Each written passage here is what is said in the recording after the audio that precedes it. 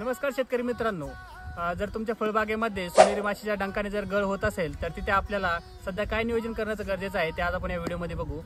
जर तुमच्या फळबागामध्ये फळमाशीच्या डंकामुळे जर गळ होत असेल तर तिथे आपल्याला अशा प्रकारचे ट्रॅप लावणं अत्यंत गरजेचं आहे। त्यामध्ये मक्षिकारीची वडी भेटते बघा एक, ती वडी आपल्याला या ट्रॅपमध्ये लावायची असते।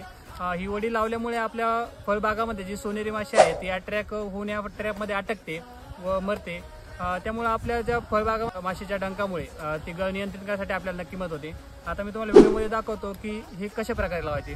सर्वप्रथम एक वडी घ्यायची आहे, ती वडी या ट्रॅपमध्ये गुंतवून अशा प्रकारे तिला तार असते बघा, ती आपल्या फळबागामध्ये लावायची आहे। तर या वडीचं प्रमाण बघा कसं आहे की एकरी आपल्याला 10 ट्रॅप लावावं लागतात। जर तुमचा बाग 2 एकर असेल तर तुम्ही तिथं 20 ट्रॅप लावू शकता आणि हे ट्रॅप लावल्यामुळे तुम्हाला फळगळ नियंत्रण करण्यासाठी नक्की मदत होईल। तसे असेच माहितीपूर्ण व इन्फॉर्मेटिव्ह व्हिडिओ पाहण्यासाठी आपल्या जाधव फार्म व रॉयल शेतकरी MS16 या पेजला नक्की फॉलो करा। धन्यवाद।